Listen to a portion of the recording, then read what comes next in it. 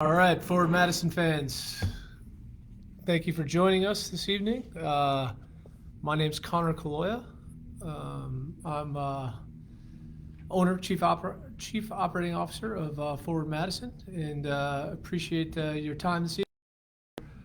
Monthly edition of our town hall to discuss kind of updates as it relates to public health orders locally, and then also just updates on the team. So we have a handful of questions here. We'll do our best to address those, but more than happy to answer more questions as they come in. So once again, thank you in advance for those that are watching, and thank you to all those that have submitted questions.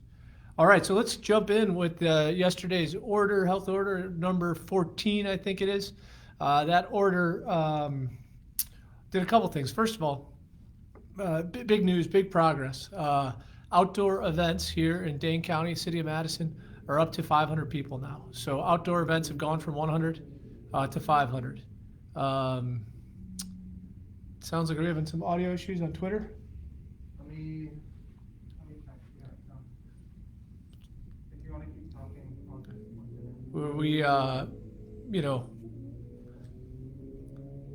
we cut our IT department during the pandemic, so we're doing our best we can here. If there is audio issues, we'll work to fix it momentarily. Twitter will be joining you in a minute. Facebook folks will continue. I'll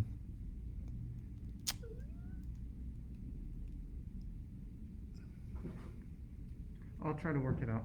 All right. So Twitter folks, if you could just hang on, we will be back to you in a minute. Sorry for the technology issues. As a small club, we didn't have an IT department. Before the pandemic, we still don't have one. If everything goes well this year, maybe we can invest in one. But all right, what does the order mean for us? So big movement. We're up from 100 to 500 people. That's great. That's massive movement. It's great to see loosening. It's great to see everything trending in the right direction. It's really good to see a big jump. Here we are in early March without having a game until May. It's nice to see a big jump there up to 500 people. However, we are still required to wear masks when playing the game of soccer, whenever we are, actually competing and not distancing. So we are still working with the USL Players Association and the USL to figure out what that means. That may require us to start our preseason training outside of the county, but we are working with the league and the Players Association on that, just because we do not know if it is viable for professional soccer players, viable and safe, I should say, to be competing with masks. So welcome back, Twitter folks. Big movement. We're up from 100 to 500 folks. With that being said, while we are up to 500 people for outdoor events here in Madison, we are hopeful that there's going to be further loosening in advance of our season opening in May. While 500 people is great, it's a big step, and it's a major change over last year. The reality of the situation is, that's just 10% of our capacity at Breese-Stevens Field. And more importantly, it's about 13% of our average attendance. And it's just not viable for any business to be able to operate on 13% of their revenue. So while we are positive and enthused about the direction we're going in, but before we can confidently tell our fans that we are going to play at Breese-Stevens Field this year, we are going to need some further loosening. So our hope is that there can be some more loosening before too long. So I'm going to hop into your questions now. Please feel free to continue to chime in with further questions.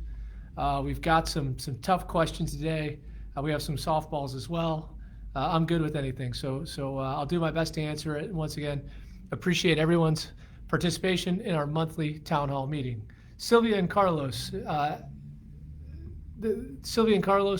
they're not going to be able to attend the meeting, hoping that we can follow up with them.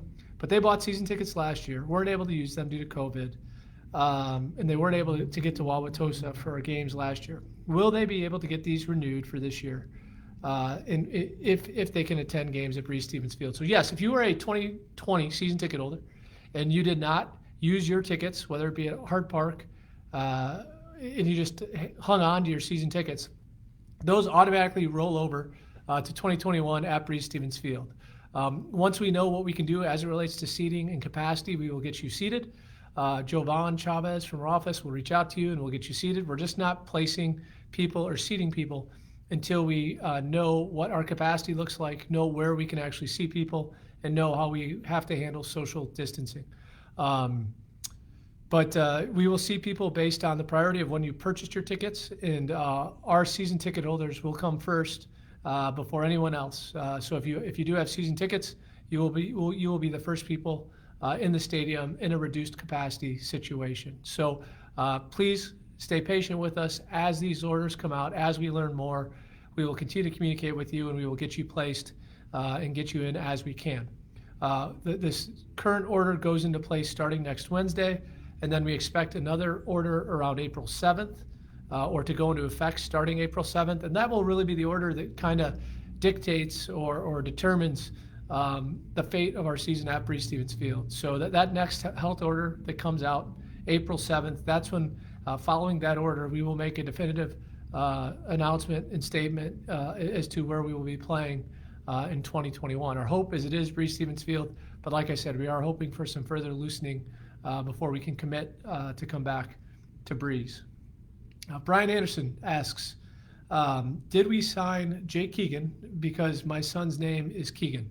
That was a big part of it. We heard Jake is a good footballer too, but my 4-year-old son Keegan,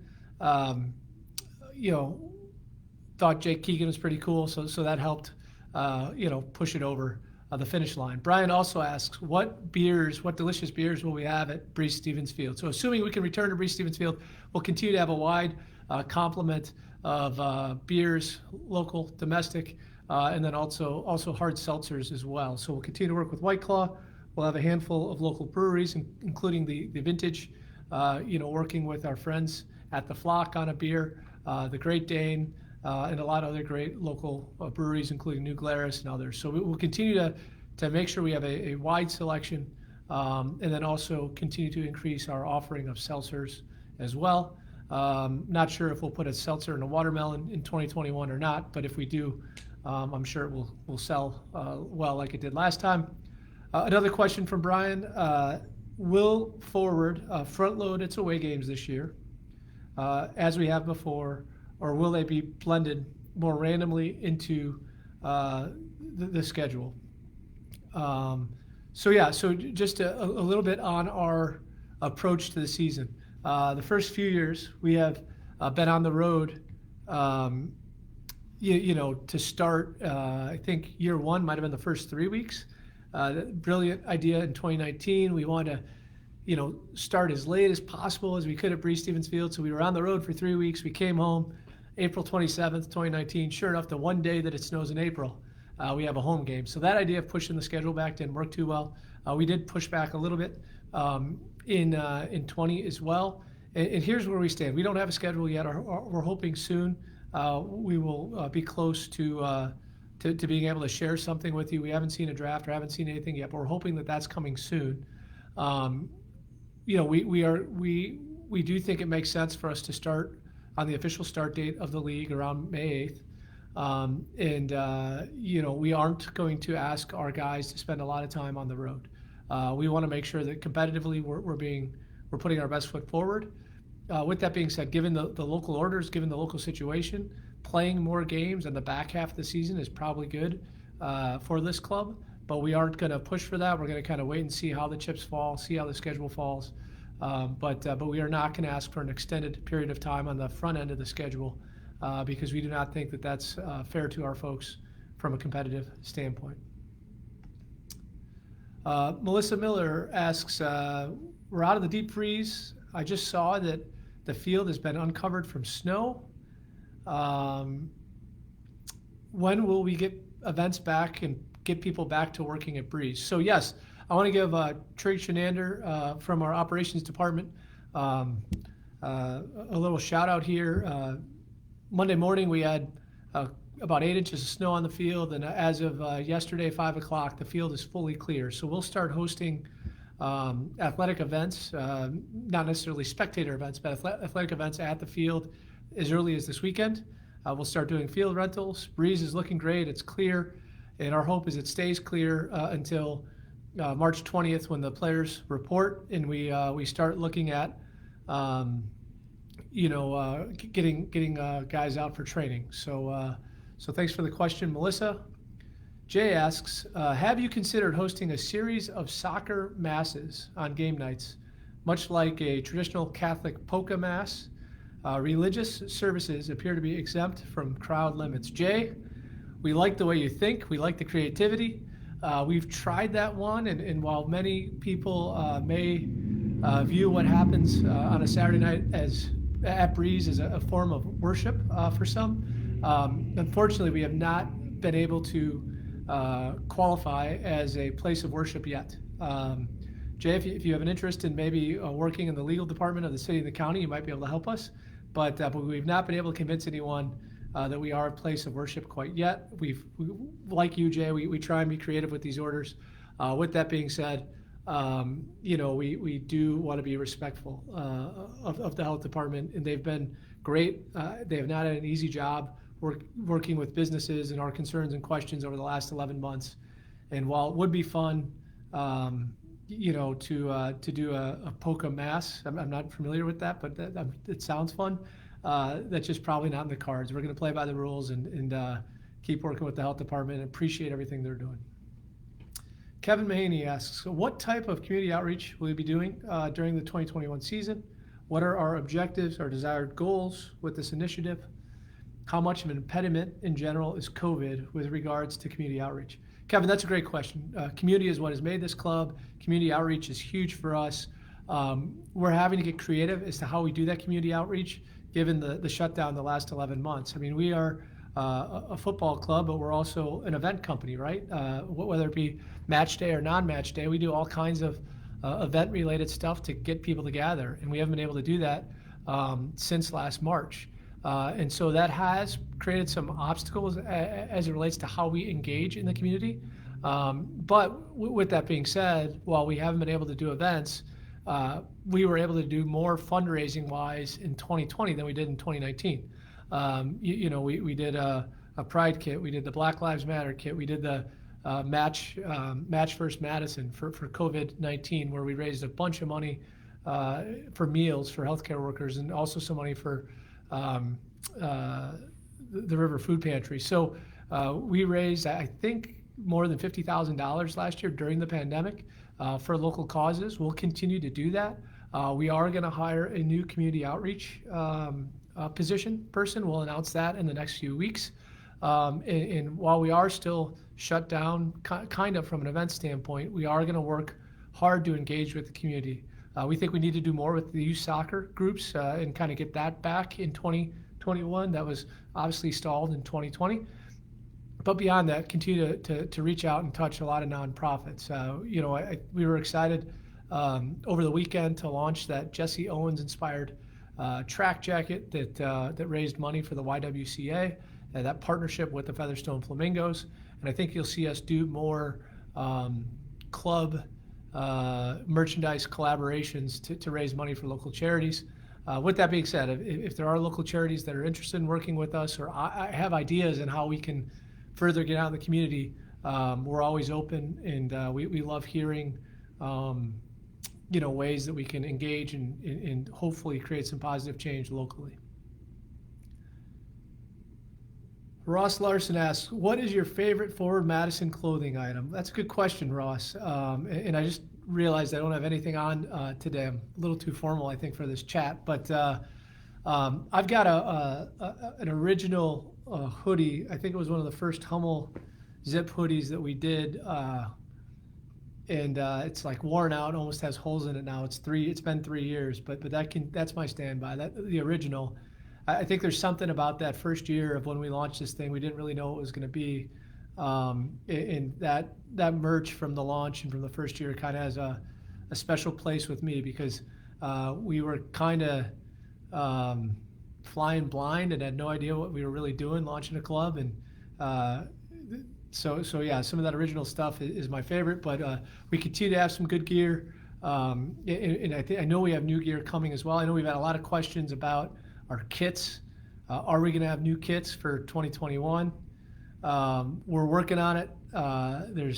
We're feeling the pressure between Cassidy Simniski and Chase Egan and everybody here on our crew that works hard on putting together our kits. You guys have done such a good job of embracing those kits over the first few years. We feel a great deal of pressure to try and top what we've done the first 2 years. And so, I think our first kit rollout will be, looks like in April, and then we'll have some in May as well, and do plan to engage with the flock and some other folks in how we do that this year. All right, Laurel Lagenza asks, and Laurel, I apologize if I mispronounced the last name. When will you launch the FMFC Cosmetics line? I'd really like a Mingo Pink nail polish. Well, Laurel, that's a great idea. We're always open to new trinkets or different ideas. You know, the Ford Madison Homewares line, great success of spatulas and gravy boats.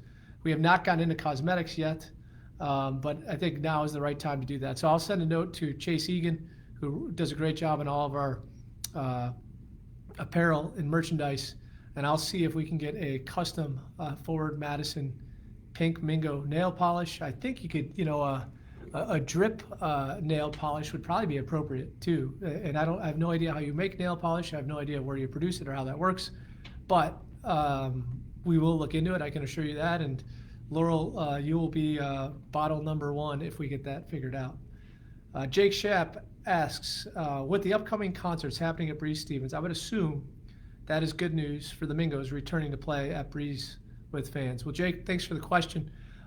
So we have announced Mount Joy to play on May 6th in a socially distanced pod setup at Breeze Stevens Field, where we have about 300 pods on the field. They're 8x8 pods. They're socially distanced from the other pods. And then the grandstand is socially distanced as well. While we have announced that show, and while we have put tickets on sale and have sold that show out in a matter of minutes, we are not currently allowed under the current orders to host that show. So we did feel that we needed to start working with our concert partners at FPC Live to start announcing events and promoting events with the hope, these events happen far in the future, with the hope that by the time we hosted the event, we would be able to do so under the current guidelines. So the current guidelines do not allow for that, or current orders, I should say, but we are hopeful that by May there will be some loosening and that we will be able to host concert events and soccer events and other events at Breeze Stevens Field. All right, Jake Russett. Jake, you get the award for bringing the most heat and for asking the hardest hitting question of the night. So I appreciate that, Jake. I always welcome these, and this is good stuff. So thank you.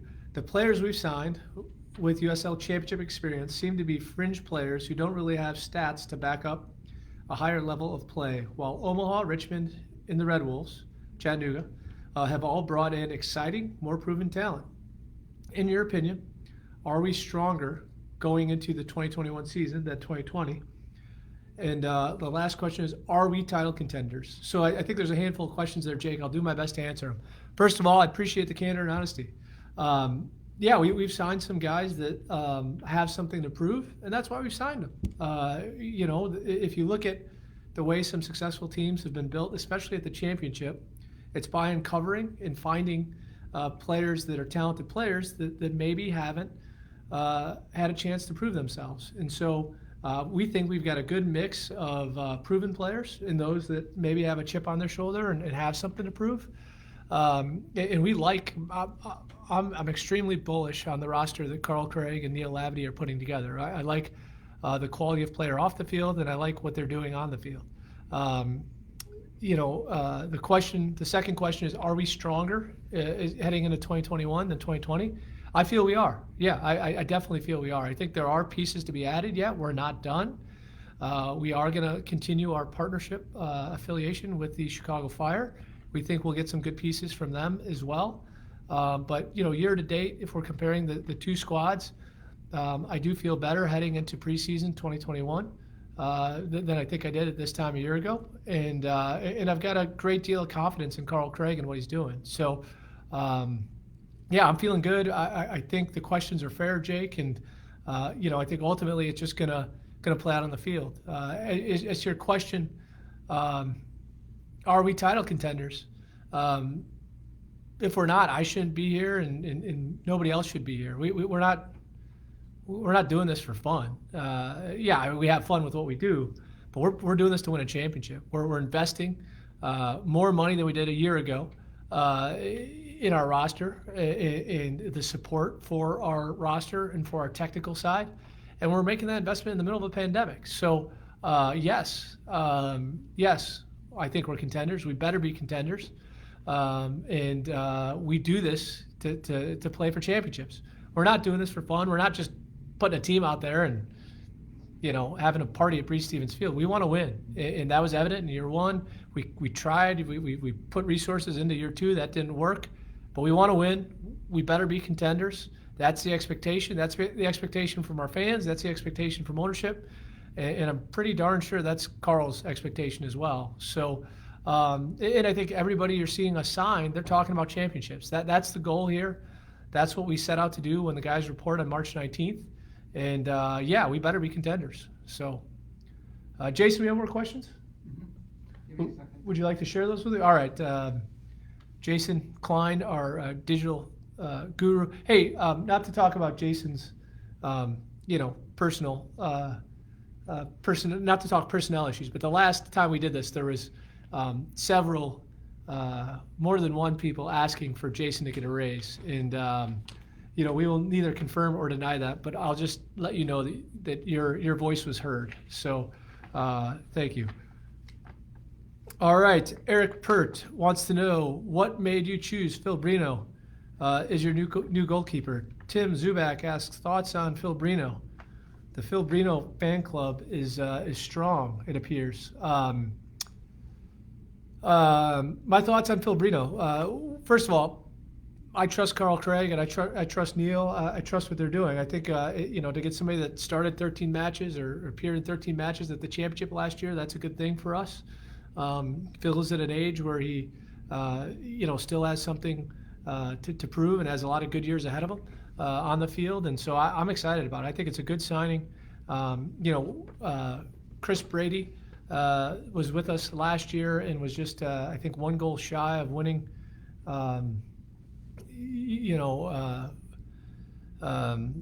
Winning the Golden Gloves at the end of the year there, and did an amazing job. He didn't start as our starter, but finished as our starter. And we do not know yet from the Fire what players we will be getting. So it's important that we did have somebody that we think could start and can start. And I think that as we look at that market and look at what's out there, that was a good sign. I feel strong about that. The question from Jeff Becker, will you play in Madison if masks are required for the players?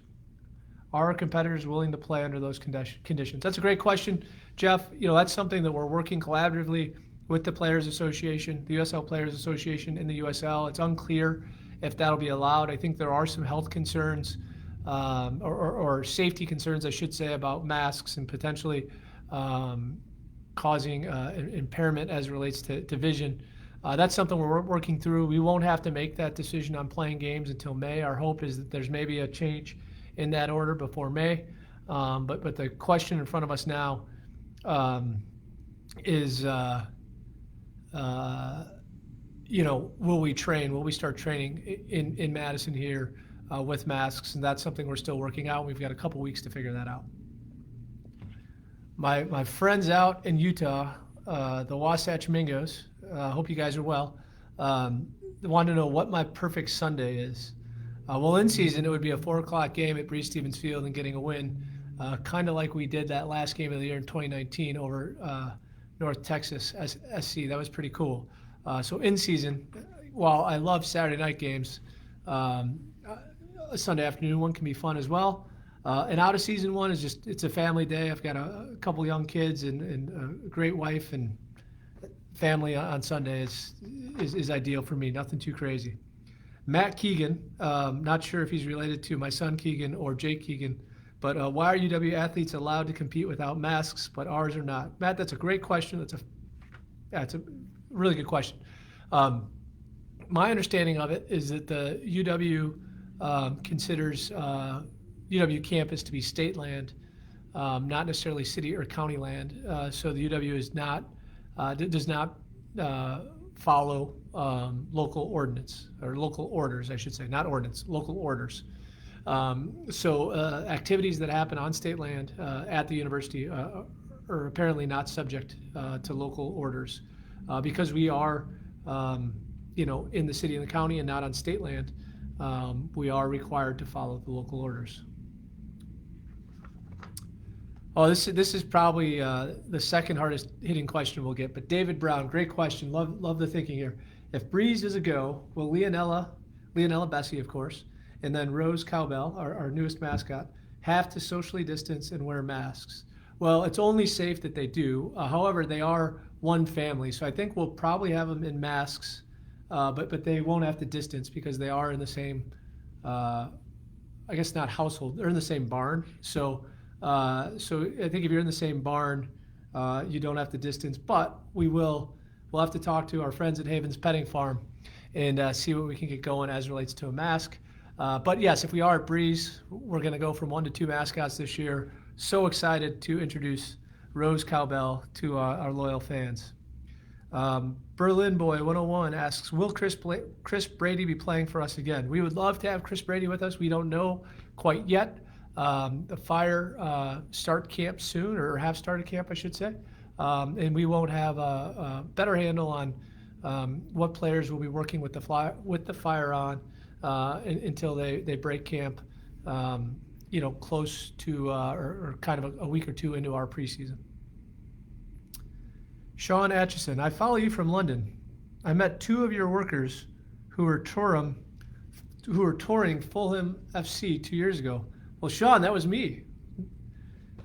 Thanks for reaching out. It was good to. Thanks for reaching out. We had an awesome night. We're QPR in Fulham in their derby, and great night a couple years ago.